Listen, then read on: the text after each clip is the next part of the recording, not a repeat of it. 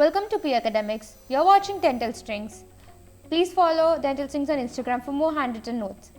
This is the second part of development of occlusion. We are going to discuss the second transitional period or second transition period. Replacement of deciduous molar and canines with permanent cuspids and maxillary lateral incisors and canine is the second transition period.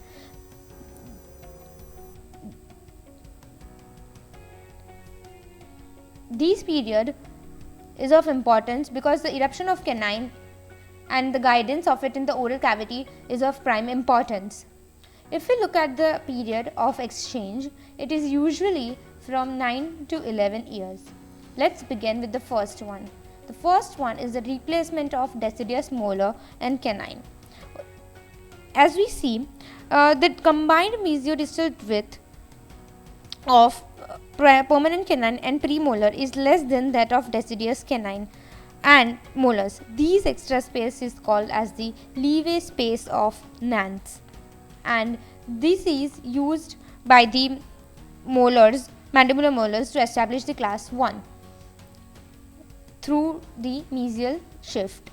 As we can see that this leeway space of Nance differs in both the arch. In maxillary arch, in the picture you can see that in maxillary arch it is 1.5 to 1.8 mm, so 0.9 mm in each of the arch, and as you can see that the difference between the permanent and the deciduous one, and in mandibular it is 3.14 mm, so 1.7 mm in each of the arch is present. Now in maxillary arch, in maxillary and mandibular arch, due to these space transition, the eruption of permanent is in a very smooth way. Also, there is one more space, that is E space. Now, what is E space? E space is the dimensions of the deciduous second molar is more than that of second premolar. Now, coming to the second transition of the second transition period, where there is an exchange of canine and the eruption of maxillary canine, it erupts and replaces the deciduous canine. The eruption of maxillary canine is very important because it has few features which is self-correcting anomaly. As you can see that here there is an exchange of or the eruption of maxillary incisors and the canines, and the period of these exchange is 8 to 11 years. Now, one of the anomalies which I said, that is a self-correcting malocclusion, it is the Broadbent phenomena, or it is known as the ugly duckling stage. As you can see in the picture, there are 4 stages through which it is there. It looks unaesthetically, but what happens is the permanent maxillary canine erupts the last in the oral cavity. So what happens that during its eruption process, it displaces the roots of maxillary lateral incisors. These maxillary lateral incisors then further gives pressure to the central incisors, which then gets displaced mesially. These resultant force leads to the distal divergence of the crowns, obviously, because if the roots are tilted mesially, the crowns will go in the distal divergence, and there is a midline spacing. But these midline spacing is obviously unaesthetic, but it is a self-correcting anomaly. After the complete eruption of canine, you will not find the midline spacing and it will disappear. So do not do any intervention during this stage, and condition usually corrects itself after the eruption of canine. Now, let's moving back to the permanent dentition. It is the last stage of the development of occlusion. The entire permanent dentition is formed within the jaws after the birth, and except for the cusp of first molar. The first molar is formed, the initiation of the first molar is usually before birth. This we have studied in DADH, and we could see its attribution.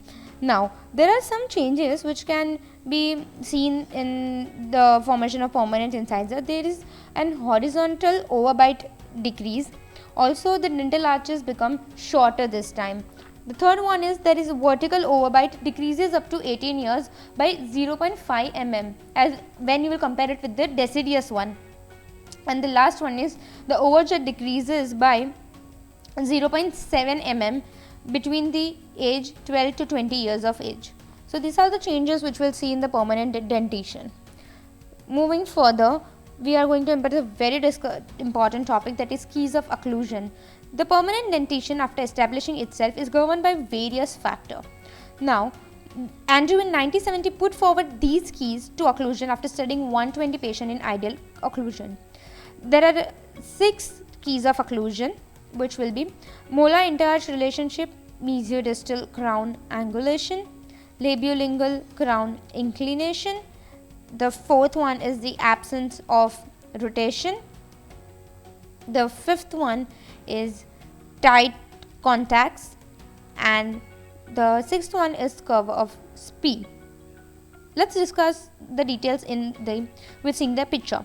The distal surface of the distobuccal cusp of upper first permanent molar made contact and occluded with the mesial surface of mesiobuccal cusp of the lower second molar. So you see, the canines and the premolars are enjoying a cusp embrasure relationship buccally and a cusp fossa relationship lingually. The mesiodistal cuts of the upper first permanent molar fell within the groove between the mesial and middle. Now let's see the mesiodistal crown angulation. The crown angulation refers to the angulation or the tip of long axis of the crown, not to angulation the long axis of the crown. The gingival part of the long axis of the crown must be distal to the occlusal part of the axis. The long axis of the molar crown is identified by the dominant vertical groove on the buccal surface of the crown, and in anterior it is developmental ridge. Now let's see the labiolingual crown inclination. Crown inclination refers to the labiolingual and buccolingual inclination of long axis of the crown and not the long inclination of the entire root. Crown inclination is determined by the resulting angle between a line 90 degrees to the occlusal plane and a line tangent to the middle of the labial or buccal clinical crown. Absence of rotation is rotated teeth will be occupy more space, hence normal occlusion should be free of rotation. Rotated molars and premolars occupy more space in the dental arch in the normal, and usually rotation should not be present in an ideal occlusion or in an ideal permanent eruption strategy. It may lead to adverse effects aesthetically and may lead to occlusal interference later on. Now, tight contacts. Permanent dentition should have contact to optimize space. Persons who have genuine tooth size discrepancies pose special problem. In the absence of such abnormalities, tight contact should exist. Curve of Spee. Occlusal plane should be flat with a curve of Spee not exceeding 1.5 mm. There is a natural tendency for the curve of Spee to deepen with time for the lower jaw growth downward and forward. Sometimes it is faster and continues longer than the upper jaw, and this causes the lower anterior teeth, which are confined by the upper anterior teeth and lips, to be forced back and up, resulting in lower crowded anterior teeth. The last one is the Bolton's discrepancy. Thank you. Please like, share, comment, subscribe to our channel.